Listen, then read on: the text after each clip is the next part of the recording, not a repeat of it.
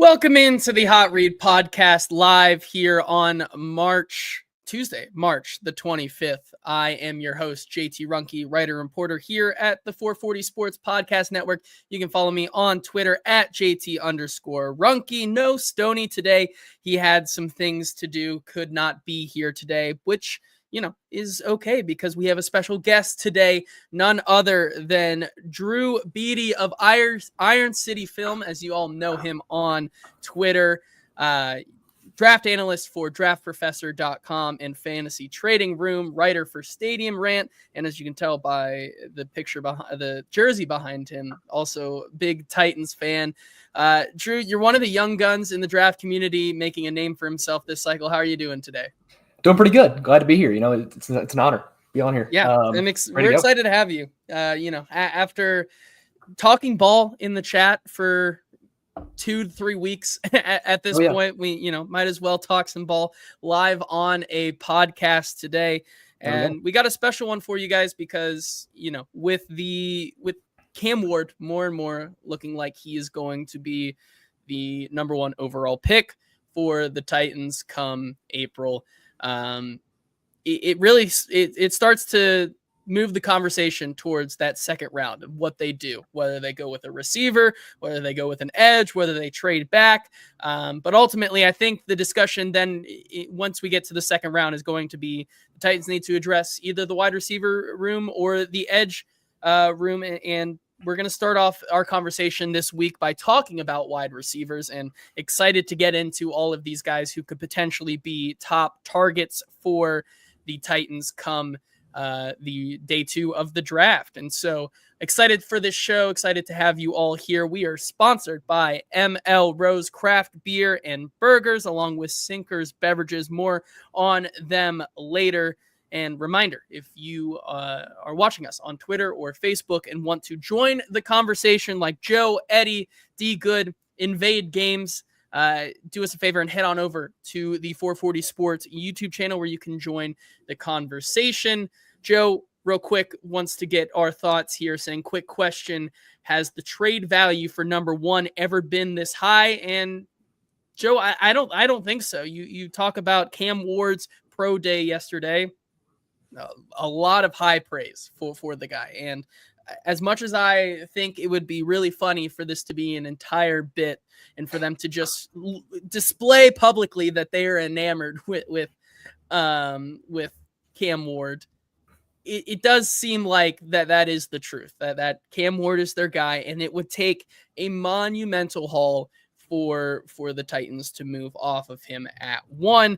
I think it's more than anything, especially with them getting a private workout in that also kind of doubles as a hometown visit by the entire Titans front office. It seems pretty set in stone right now that Cam Ward is the pick at number 1. Drew, your thoughts on Cam Ward's pro day before we get into the wide receivers. I know that's not what we were going to talk about up front, but it was an impressive day for him. And I think if anything, like he said himself, it solidified that he should be the number 1 overall pick.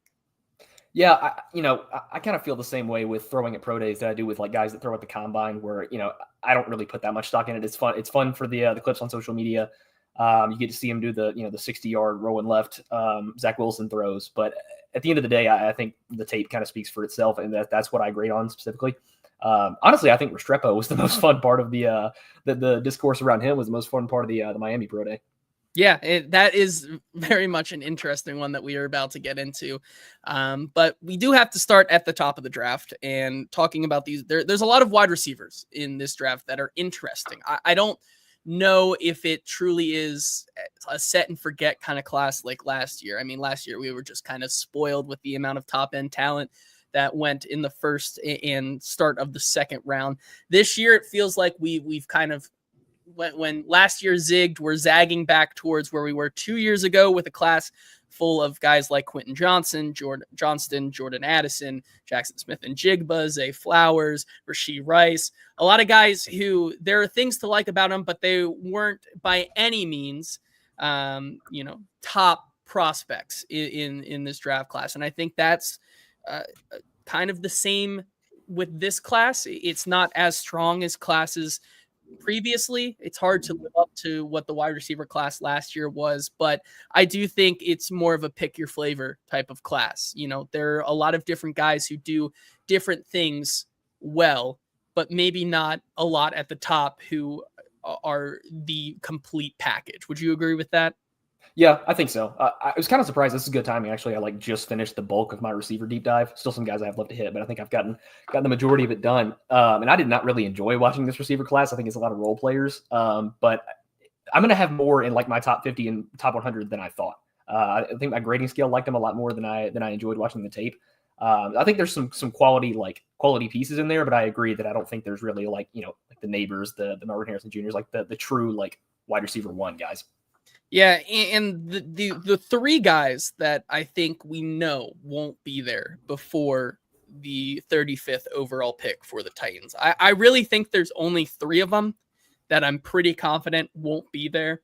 And in some order or whatnot, those three will be Tet McMillan out of Arizona, Matthew Golden from Texas, and Emeka Egbuka from Ohio State. Three guys who throughout the process have been pretty solid.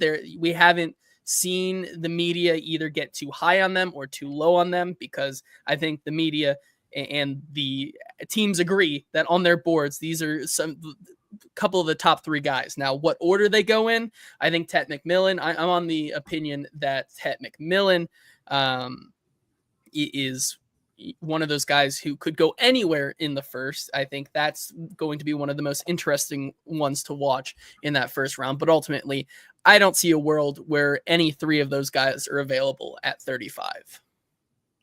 Yeah, I'd agree. I think those three are pretty much locks. I don't see any way they drop past 20.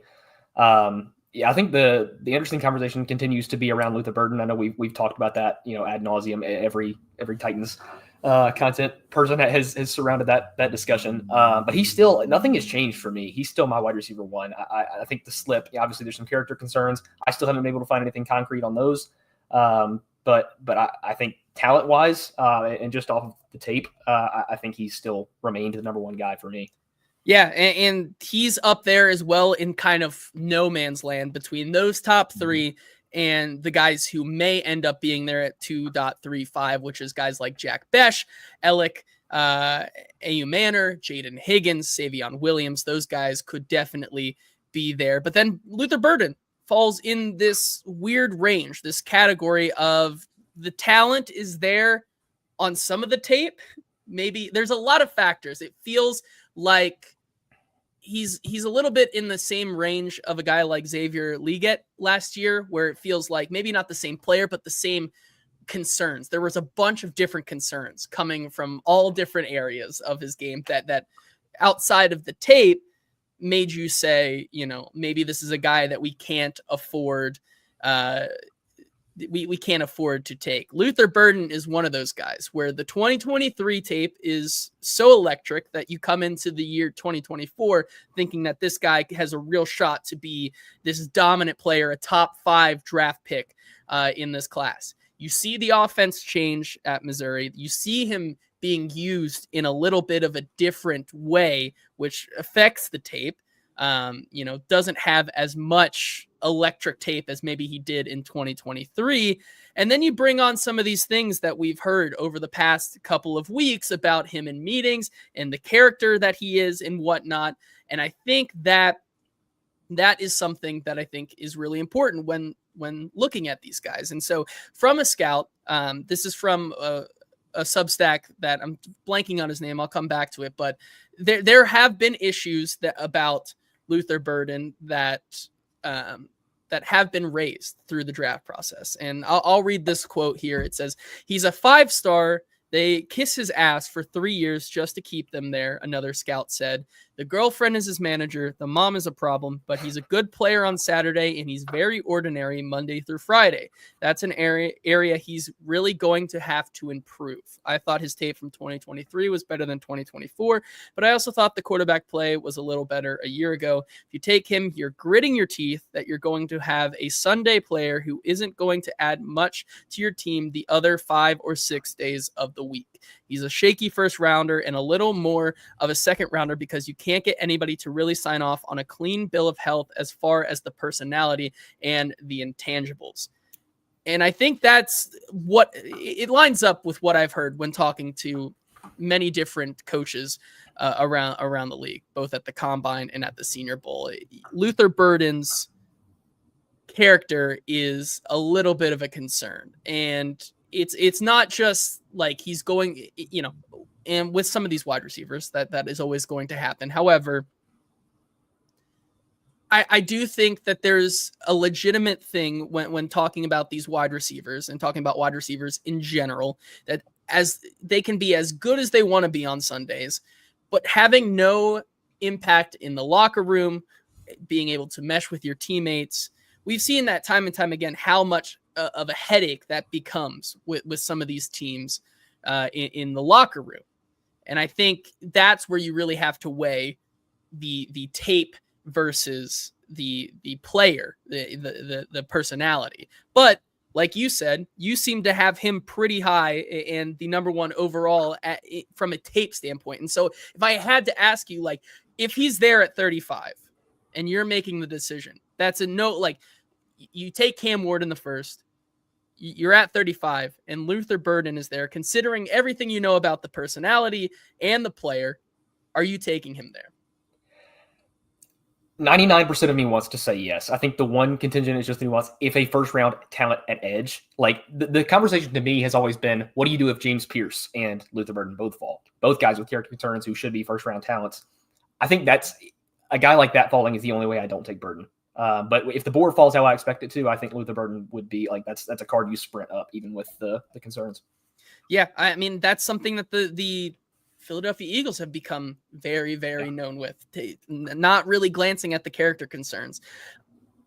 Maybe a Rand Carthon team would do a little bit more focus on a guy like Luther Burden, considering how they worked with T'Vondre Sweat last year and how vocal they were with that. Maybe they are doing that, and we're just not seeing it because of Brinker and Borgonzi. But I do think it's important to bring up that Borgonzi comes from a team that is no stranger to character concerns, especially with their wide receivers.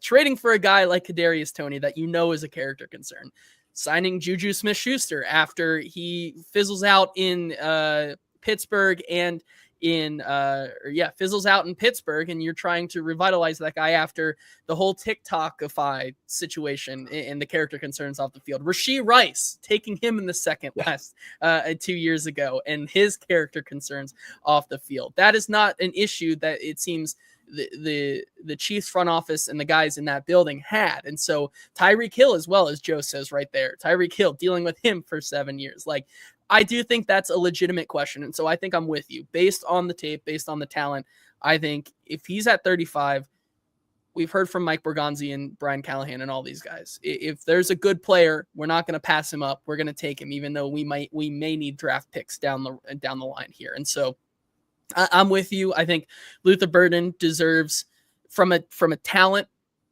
perspective alone, I think he is a top 3 wide receiver in this class. I think he deserves to be up there with Golden and McMillan. But like I said, those are very concerning things, which leaves you with some of these other guys so if Luther ends up going in the top 32, which I think he probably ends up doing so, I think there is a team that is going to be able to bite the bullet on that. You have guys like Jack Besh, Alec Manor, Jaden Higgins, Savon Williams, any of those guys at 35, or another guy that could be there that I did not mention, that really kind of screams at you that this is a guy that if the Titans were at 35 and he was available, they're not passing up on him. Yeah. This is where it gets tough, because I think the receiver class with this way, it's kind of muddied because it's really just pick your flavor. Like there's a lot of guys that are very, very similar talent levels, and it just comes down to what you want in the skill sets. Not to derail this thing already, but if we're just going completely off of my board, Kyle Williams would be the next guy, the highest for me, which I know there's been a lot of talk around the past couple of days, and I'm sure we'll get to him in the day 3 discussion. But out of that group, Savon Williams is another guy I've been pretty radical on. I know people have him as like a late second, early third round guy right now. I think he's somewhere in the third on the consensus board right now. But I think he's number 5 for me on my board for the receiver rankings.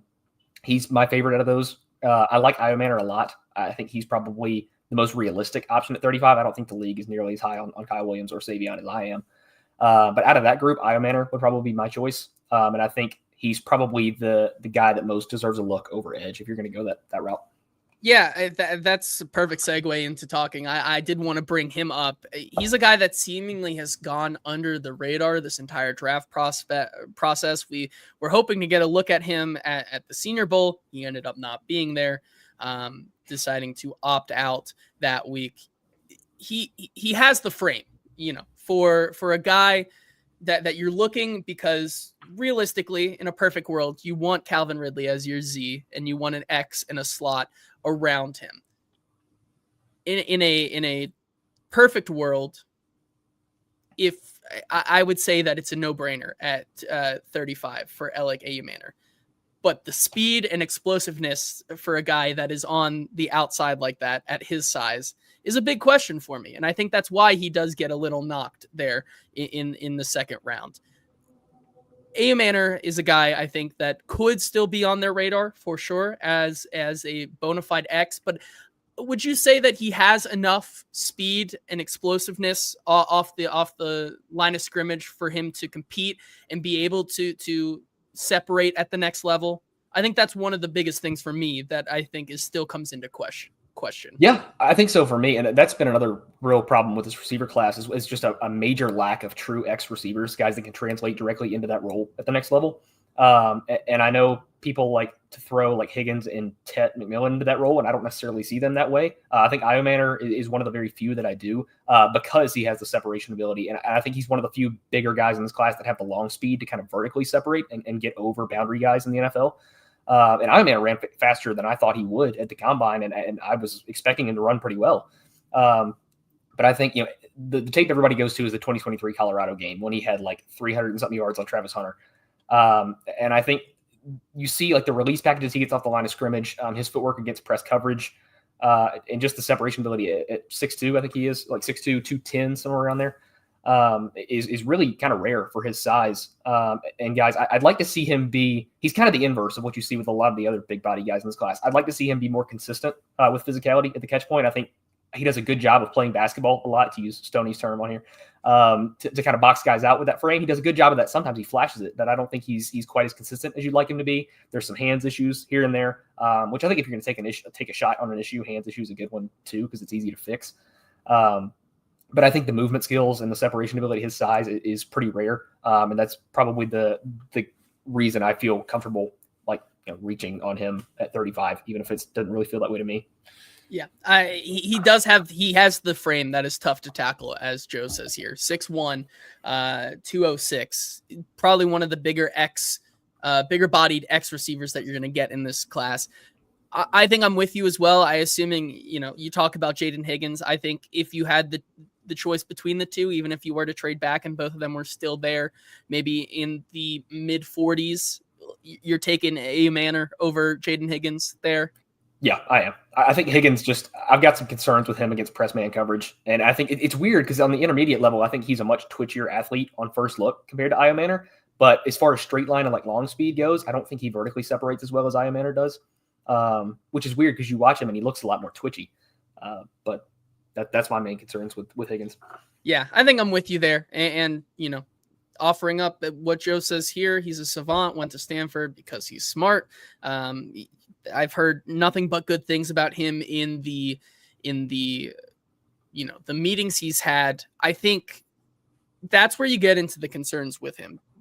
And Jason says he would do it the opposite and take Higgins every day over Manor, which I think is fair when you look at the build that he has, 6'4", 214. That's a lot bigger than what Alec Manor is. However, you watch some of it and you are assuming that he should be able to maybe play against press man coverage a little bit better than he does. And I think that's the difference between the two, even though Manor is maybe a little smaller in that role.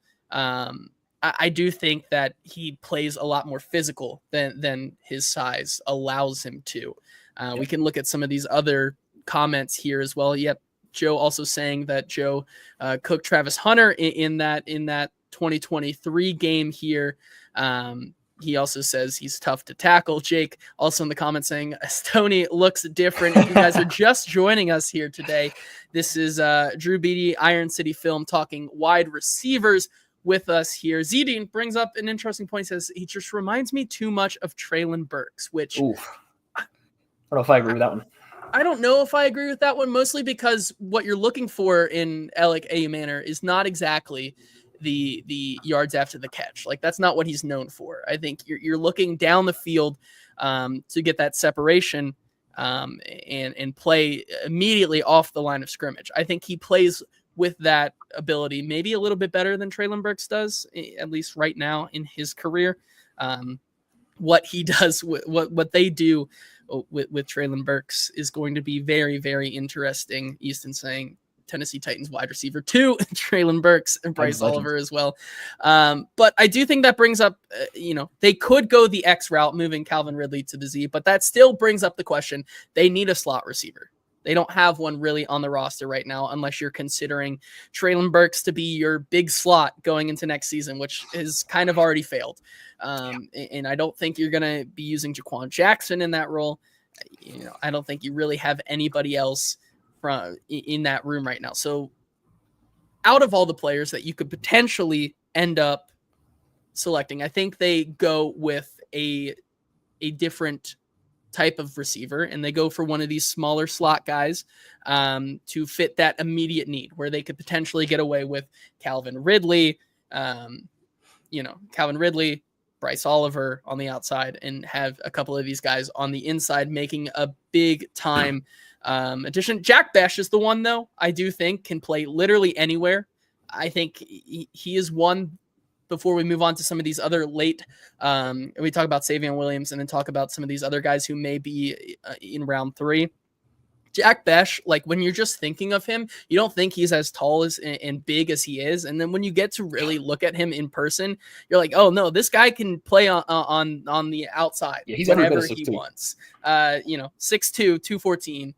Another guy who is almost as big as Jaden Higgins, and his ability to the route running ability he possesses at that size is something I am very interested in, and almost makes me feel like he's the maybe another guy outside of Burden, if he's there, which is a no-brainer, and AU Manor, which I think I can be talked into. But at 35, I think for me, it's either Luther Burden, AU Manor, or a guy like Besh, because I think he is your utility man. He can do it all for you.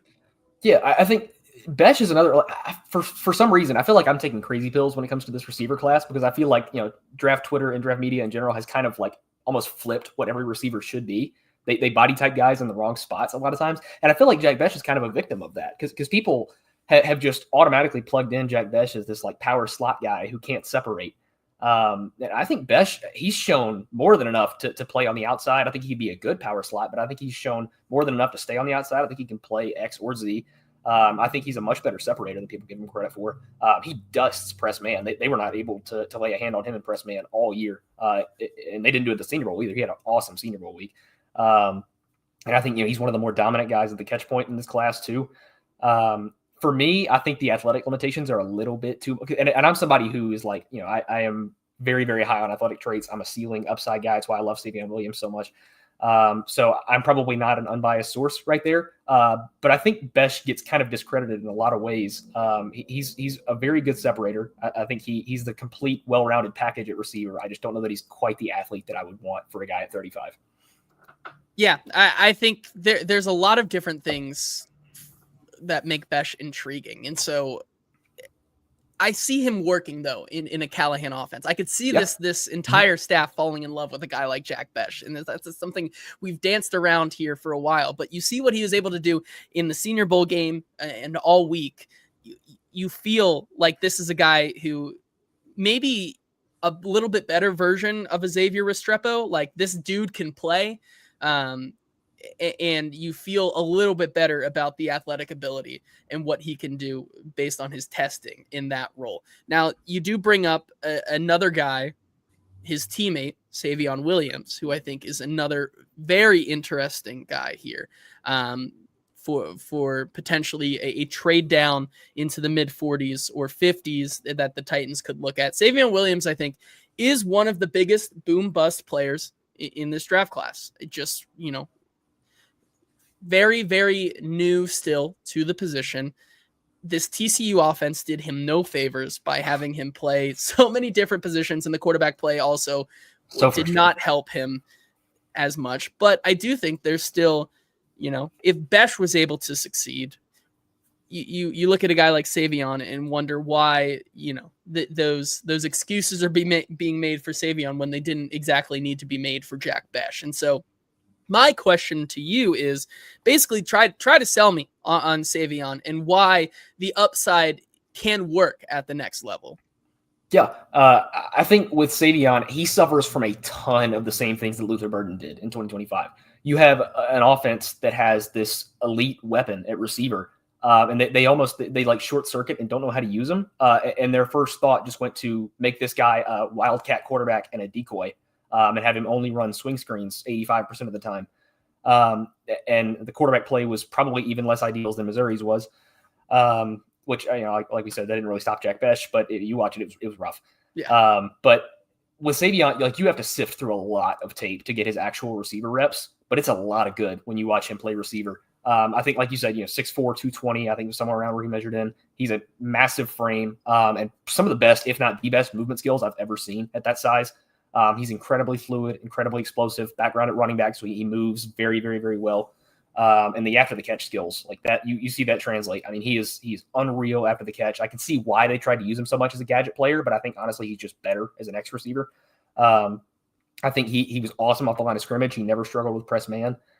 He separates extremely well. People call him like a raw, clunky route runner, and I can see maybe how you would think that, but to me, I think he's much more refined than people give him credit for. I thought he was very nuanced. He used leverages really, really well.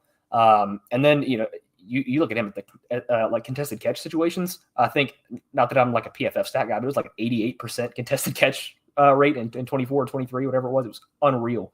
And he's very, very advanced in contested catch situations. He knows how to use his frame to box guys out. He's got late hands. He puts them up. He knows how to high point. I think the drop issues are the biggest thing when you look at him. And I understand being wary of that.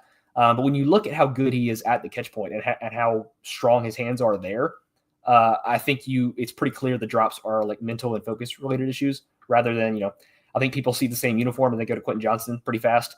And when you watch Quentin Johnston, it was very clear he had a fundamental like inability to catch the ball with his hands. He had to body catch everything. There was something fundamentally wrong with the hands.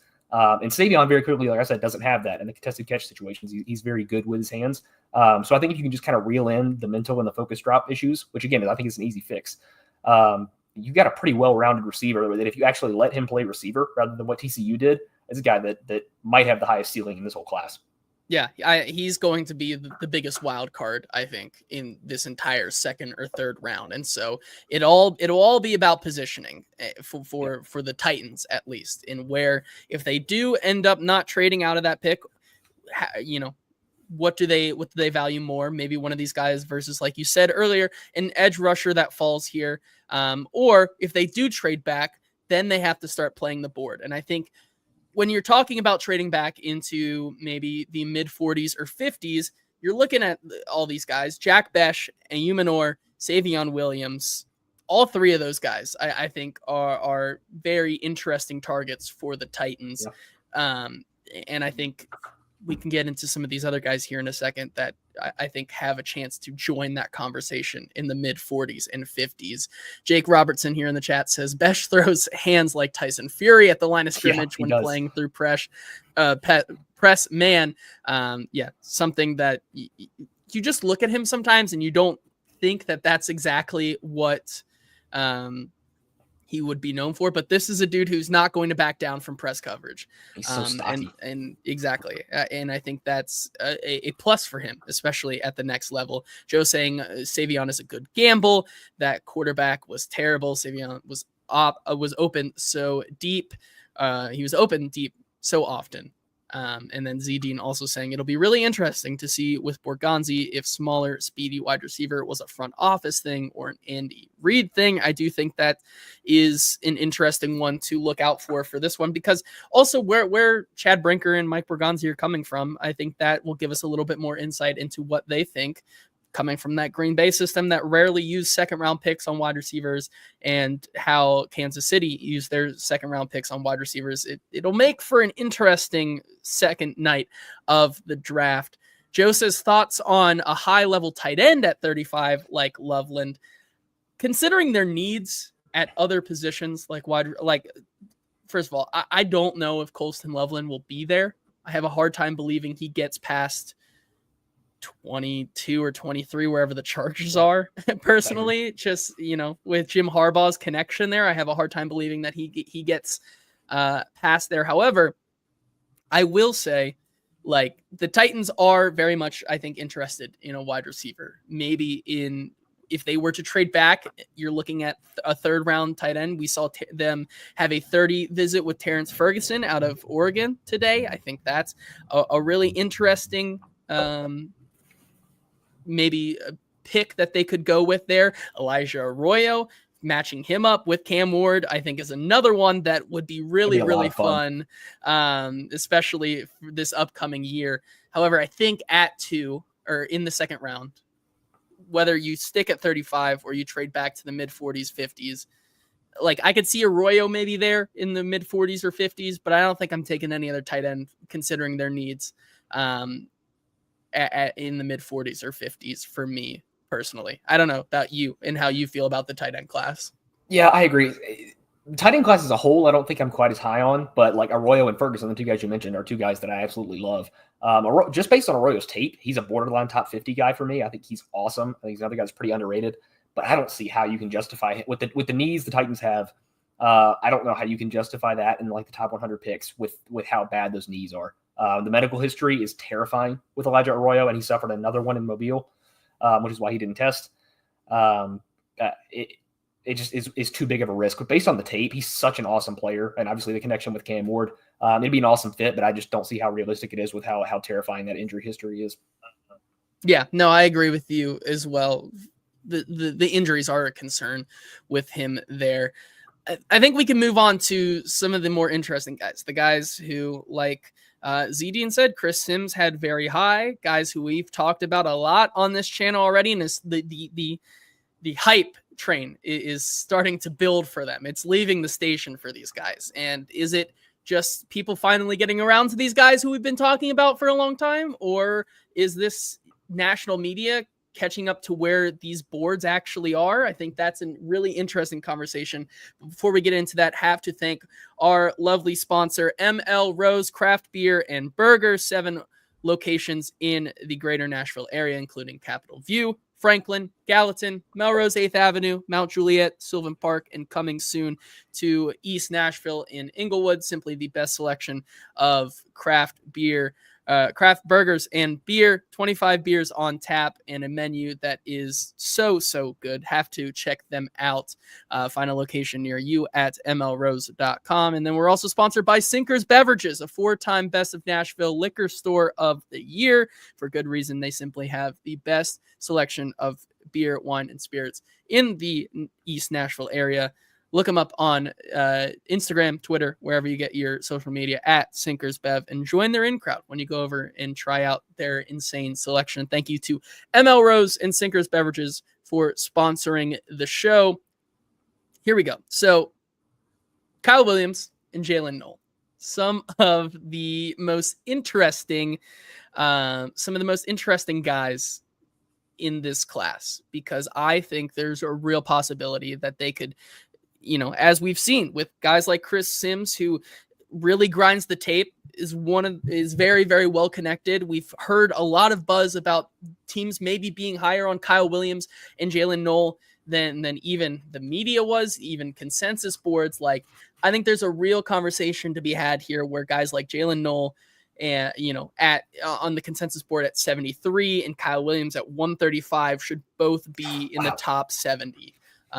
We can start with Jaylen Null. It is just the guy that once again, these are two guys who I from talking to people around the league, I know the Titans could be interested in, specifically if they were to trade back into that middle 50s and grab a pick in the 70s or something like that. And Jaylen Null, another guy who, when you're talking about the difference between Jaylen Null and Jaden Higgins, I think it's something to be said that Jaylen Null was outproducing a guy like Jaden Higgins at Iowa State while being, 3-4 inches, not 4 inches, 3 inches shorter than he was. I know he comes in at 5'10", a little under 200 pounds, but he does not play like his size.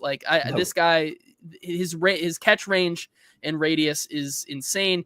He doesn't back away from the ball. He attacks the ball wherever it's thrown.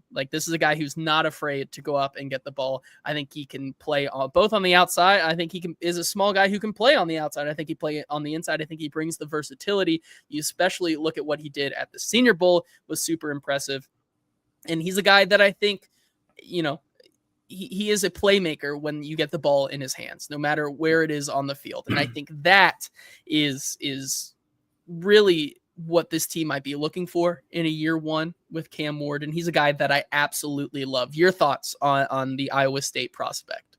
Yeah, it's funny because I know most people have the group we've already talked about. Those are their guys they have near the top. I think Jaylen Null and Kyle Williams, I probably prefer to everybody we've talked about so far. I am incredibly high on both of those guys. Jaylen Null is awesome. I had not, I wasn't familiar with his game until after the Senior Bowl. I finally got around to watching him after that. And this guy is night and day from Jaden Higgins, if you ask me. I think for a guy that he played a lot in the slot at Iowa State, I know a lot of people see him as a slot only guy. But I think they're kind of body typing because he's that small, 5'10", 195, 196. I understand the size concerns, but this guy's skill set is directly translatable to the outside. He's going to have a lot of success if you let him play there. Another guy that torches press man coverage. The first thing that jumps off the tape to me is this guy's a track star. You've got he gets up to 0 to 60 and immediately, and he's got the long speed to burn anybody over the top. He vertically separated against. The first thing that comes to mind is Kobe Bryant against the Kansas game was probably, I think that was his most productive. He dominated that game, and that's a good Kansas secondary. They're going to have two of those outside DBs get drafted, and Jaylen Null beat them like a drum all day. He gave Jacob Parrish, another really good DB out of Kansas State, a long day. I think Jaylen Null is a great separator. Like you said, plays so much bigger than he is at the catch point. He's so aggressive. He fights through contact so well, again, especially for his size. And I think, honestly, Jaylen Null was probably going to be a guy you get at 35 or you don't get at all. I'd be surprised if he's there.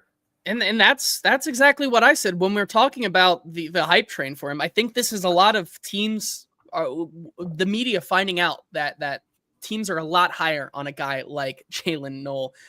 Joe saying Null at 35 is not a reach, and I have to agree with you because of what he did as well at the combine. If you're a big believer of RAS as well, 9.58 RAS, like you said, elite speed, a track star, 4.39 40, also tied all other wide receivers at the NFL Combine in the vertical and broad jump, 41.5-inch vert.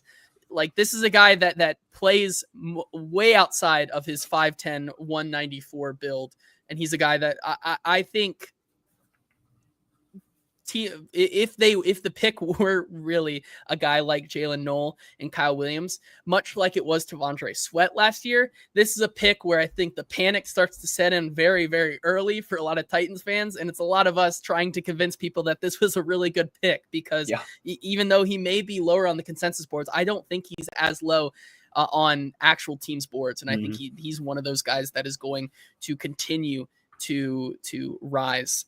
Kyle Williams is another one. And I know he's one of your favorites who, when you look at the size, I think that's the biggest concern for him, I think, which is fair. But another one of those guys who is a downfield threat, can play, any different position. He has a lot of versatility in his game, but probably projects more on the inside. But I think he can play wherever you want to line him up because of his separation ability. 4.42 40 at 5'10 and 190, a 7.67 RAS score. But I think you cannot discredit pairing a guy like Kyle Williams and that speed and that separation ability, even if he is a little undersized, with Cam Ward, like Joe said, when they both played at Washington State, getting him a familiar face. He's one of the guys, I think, that 35 still might be a little bit of a reach for me, just because the size is a little bit of a concern, and it does show up sometimes on some of the tape. But when you're talking about him versus maybe a guy like Restrepo to reunite him with, I think I'm preferring a Kyle Williams. Yeah, I totally agree. And I thought I was the highest in the entire world on Kyle Williams after the past couple of weeks. I had him like top 30 player on my board. He's my wide receiver 4. And then Chris Sims drops the wide receiver 2 bomb yesterday and just makes me look stupid. But yeah, Kyle Williams, I understand. I think it would be an understandable concern for him at 35. I don't personally see it as a reach, but I know all the consensus boards, a lot of reputable draft people do. The guys that I respect are not nearly as high on him. And I fully understand the size concerns. I think it's a very valid concern. Having him survive contact at the NFL level. And there's probably a little personal bias with me with Kyle Williams because he's just my favorite type of receiver. These natural separators that are just lethal off the line of scrimmage. Like I see a lot of Ladd McConkey in Kyle Williams, and that was another guy I was stupid high on last year. And it's because these guys that are like, again, another guy, press man, you could not lay a finger on him. He had the best release package in this entire receiver class, but it was not particularly close. He never had issues with press man. Like I said, just lethal off the line of scrimmage. He separates so quickly and so fast. I don't even think the 4.42 did him justice. Honestly, you watch this guy, and it's very like I said with Jaylen Null. He gets to 0 to 60 really, really fast, and he's got the long speed to vertically separate against pretty much anybody. Another guy who gave Travis Hunter a long day when they played. And I think he's a lot better after the catch than you would think his frame would be. He's never a guy that goes down on first contact. I think he's really elusive after the catch as well. And I think he's pretty flimsy at the catch point. He's not a guy that's going to fight through contact, not a guy with super strong hands. But I'm okay to take that risk when you separate as well and consistently as a guy like Kyle Williams does. And like you already mentioned, the connection with Cam Ward at Washington State. I think I'm about as high as you can get on Kyle Williams, and I would not have a problem with him at 35. Yeah.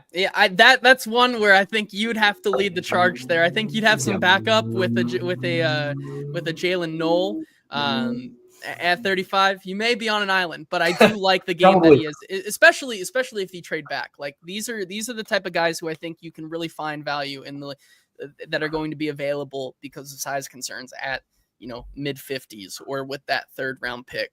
Joe once again said, what was his size? To reiterate, Kyle Williams, 5'10", 190.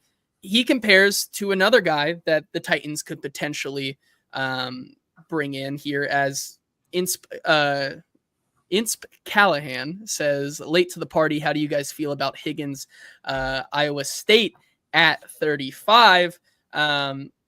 We talked about how we prefer his teammate, Jaylen Null, to a guy like Jaden Higgins. We think Jaylen Null, if you were to switch the physicality of the two players, then it would make a lot more sense. He would be like, then I'd be all in on Jaden Higgins. If you could take that physicality and the catch point and the catch radius of a Jaylen Null with a Jaden Higgins, you've got yourself a round 1 player. But unfortunately, he does not play with that. And I think that's why we like Jaylen Null. Joe also saying there's a real conversation to be had that the Titans could trade back, take one of these guys we're talking about with the mid 40s or 50s pick they have, and then take another one of these guys who falls into the early part of day 3 with their first pick in round 4. I think there's no question that they should really look at double dipping, just like they should with edge rusher. Those two are the biggest ones that I think they could really do well to spend 4 of their 8 picks on. AJ says, what's up, JT? I'm at work right now. Should be focusing, but I got to tune in for the Hot Read podcast. Of course you do. Yeah. Why be at work when you can talk about Xavier Restrepo and the rest of them? That's what I think, at least. And so Xavier Restrepo, like you said, had a very, very interesting day at Miami's pro day. You talk about how you are maybe a little bit more of a believer in the athletic traits that with the upside. Xavier Restrepo maybe is the opposite opinion of that, where the athletic traits did not play, they did not show super highly. This is a guy who lacks the get off speed in his cone drill, in his 40, but you still watch the tape and what he was able to do at Miami, and you think maybe none of that matters if you're able to pair him up with Cam Ward again at the next level. Is that kind of how you feel, or do you think that his lackluster pro day is a bigger concern? Yeah, see, with me, it's weird because I do agree. I'm always going to be an athleticism traits guy, but I'm probably going to be one of the biggest fighters for Restrepo in this, because I think when you watch Restrepo's tape, he was never an elite athlete on tape. That's not why you wanted to draft him. I think this guy's he's probably his most underrated trait. Is he's one of those guys, like a Travis Kelce-esque, where they just find holes in zones. He knows when to sit down. He knows how to get open. He's really, really smart, but he's so physical. He fights through contact really well. His hands are awesome. He catches everything in his radius. But the Restrepo thing is a great example of why I don't use like 40 times or any other testing numbers in my grading scale. Because I think when you have a guy, I'm going to assume when you run that slow, this is a guy that didn't train for the 40 at all, because a lot of these guys train like track stars to get ready for this 40 time. And I'm assuming he didn't.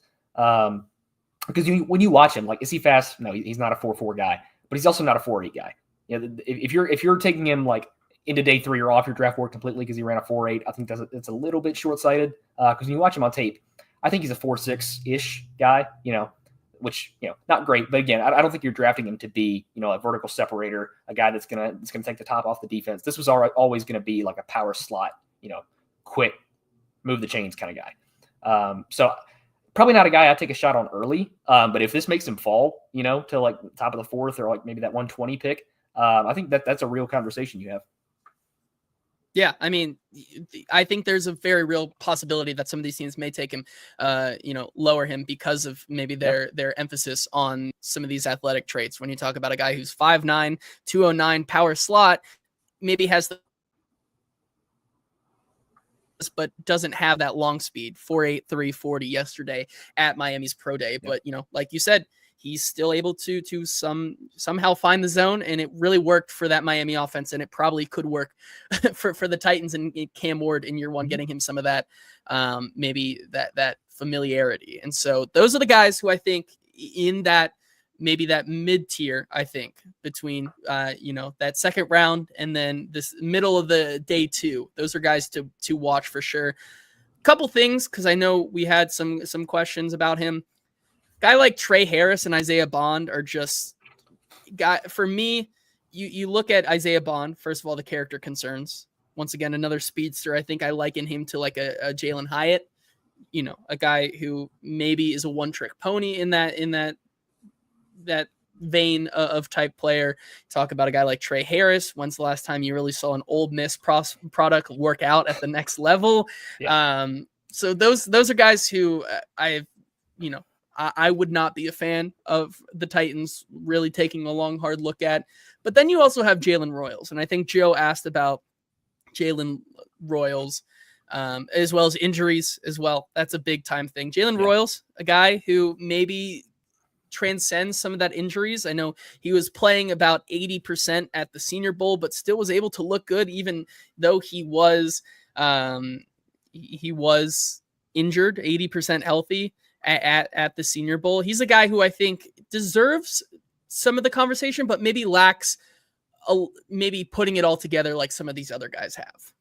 Yeah, I agree. Royals, he's gotten a lot of love from some guys that I really respect. And I turned on the tape. He kind of falls in that bucket for me of guys that I didn't really dislike their tape, but I think they're going to get drafted a lot higher than I'd feel comfortable taking them. Royals, he's a good separator. He's not like in the elite bucket like I'd put, like the Kyle Williams and the Jaylen Knowles in, but I think he's not somebody that struggles to get open. I don't necessarily know if he's a good enough athlete to be a take the top off the defense kind of guy. The vertical separation is not really there. My biggest concern with Royals, along with the injuries, like you already mentioned, is just the guy kind of crumbles at any sort of contact. I think he has a really, really difficult time getting off the line of scrimmage against press man. And at the catch point, he's not able to fight through pretty much anything, which is a weird kind of dichotomy to how he is after the catch, because you get the ball in this guy's hand and he's a weapon. He's so elusive after the catch. He breaks tackles really well after the catch. I think he's probably more of a gadget guy than somebody like Savon Williams, who gets kind of that label. But I think I like him as a slot option. I have a hard time seeing a path to success for him on the outside. But I think he's probably going to get drafted a little earlier than I'd like him. But I think he's a good player. Yeah, I think he definitely maybe is in that next tier of guys for sure. That you're looking at maybe at the beginning of day 3, which, so, you have all those guys we talked about, the guys that I think when you're looking at this team, and there's a couple that make you say, I understand sticking and picking at 35. And those guys definitely work out at that spot.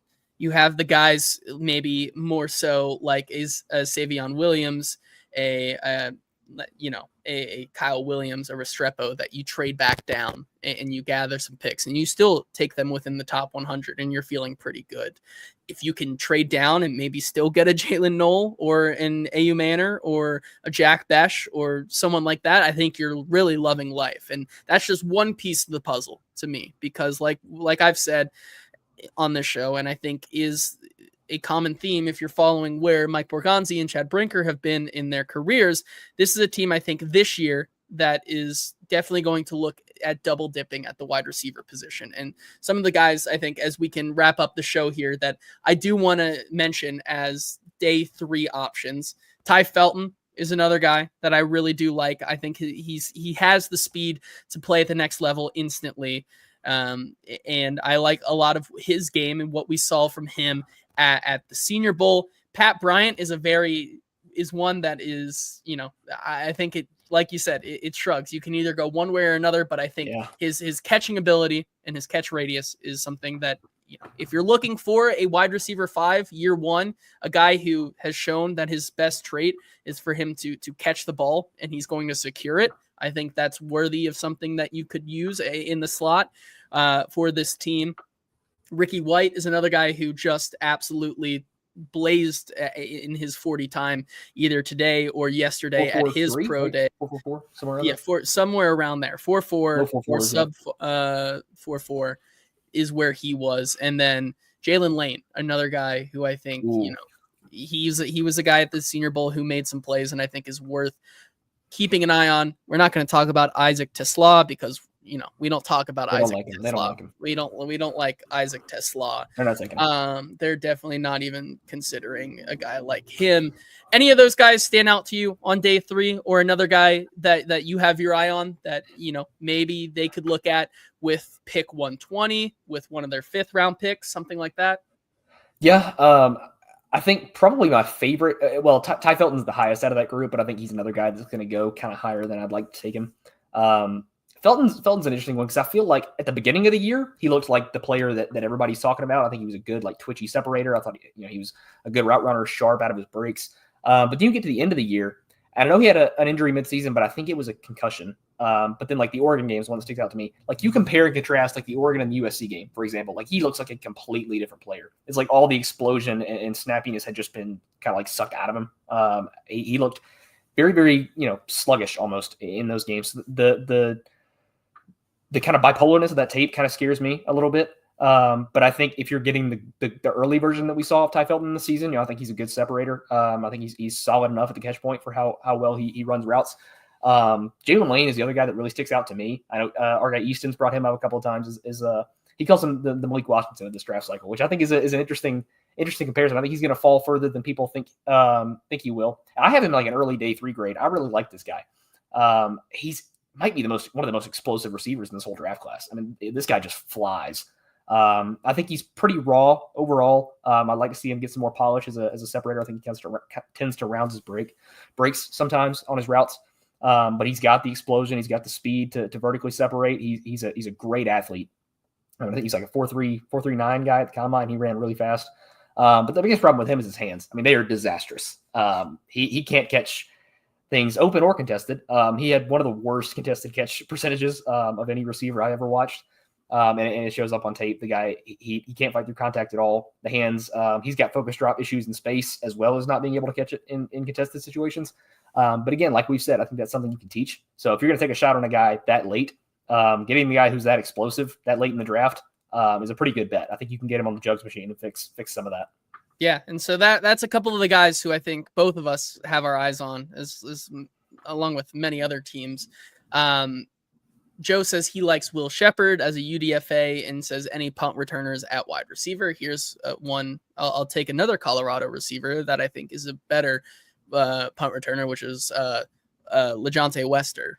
I think he's a guy that, just like Isaac Tisla, who they have no interest in whatsoever, like he's a guy that in the 6th round, I could see the Titans also looking at. So to wrap up, I don't want to put you on the spot, so I can go with mine first. The 5 top targets for me for the Titans to go after. We've been doing this. We did this with some of the day 3 offensive linemen. We're going to do it here again today with some of the wide receivers. I can go first if you'd like me to, if you want some time to get your 5 here. One, if he's there, I'm okay with taking the gamble on a guy like Luther Burden, especially with the character concerns. I think if he can offer you something on Sunday, I think that makes up for it on all the other days of the week. I'm a big Jaylen Null believer. He's my number 2 that I think the Titans could really want to target there. Jack Besh as well. I think he's a guy that offers some versatility as well. Alec Manor is another guy. I think he's my 4th. And then finally, I'm going to go with Kyle Williams. The familiarity with a guy like Cam Ward, I think, is almost too good to pass up. So that's Luther Burden, Jaylen Null, Jack Besh, Alec Manor, and Kyle Williams are my guys. And those are 5 guys who I think you could look at in either, right at 35 with a guy like Luther Burden, or if you trade down, maybe you look at 2 of those guys in round 2 and 3 and double dip there. I think that's where I stand. Do you have your list? Yeah, sure. I might have some overlap, but I think like Luther Burden, I would like to put him at 1 as well, but I'm still really skeptical that he makes it out of the 1st. I think there's too many wide receiver needy contenders right there at the end of the 1st. I'd be surprised if he slips. Is Kyle Williams 1 for me? I'm sure that's not a surprise after how I've talked about him on here. Jaylen Null is the 2nd spot too. I think those are my 2 favorite targets for them just overall. Savon Williams is going to be there at 3 just because I love him so much. I think it's probably a little bit unrealistic. I don't know if that's a guy the Titans would go after, but I love him as a player. The other TCU guy, Jack Besh, is going to be there for me. Again, I probably prefer him in a trade back, but I don't hate it at 35. I think he's a great player. And I'll throw Jaylen Lane in there at the end too, because I think, one of the silver linings about having a receiver room this empty is you don't really have to worry about roles all that much. You can just kind of throw it at the wall and see what sticks. You can draft guys kind of freely and let them settle out. It's just the 3 best guys. And so I think you can get a guy probably really good value in Jaylen Lane later day 3, who's got that kind of explosiveness and kind of teach him up a little bit. Yeah, I love it. Not as similar with a little bit overlap, but I think all those guys are very interesting targets for the Titans. Thank you, Drew, for being here today. It was a great conversation. Yeah, guys, you got to go check him out on Twitter because he's posting cut-ups and doing film study day and night. This dude is cranking it all out this draft cycle. That's at Iron City Film on Twitter. He does draft analysis for draftprofessor.com, Fantasy Trading Room, and writes for Stadium Rant. One thing, Diga asked this later before we leave. Stoney is when it comes to the draft, the offensive line guru. What would you say your expertise is? That's a great question. Honestly, I don't know that I've been doing this long enough to really have an expertise. See, I hate to copy the answer, but I love the trench guys. Like I love D-line and O-line. Those are my favorite groups to watch.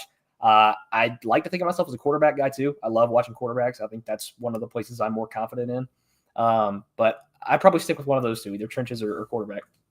Yeah. And, thanks, guys. I appreciate you guys in the comments talking about cranking it out. And we'll be back on Friday, cranking out more of these positional targets for the Titans. I think we're going to do the edge group now. We talked a lot about the guys they could target here on round 2 with the wide receivers, trade back.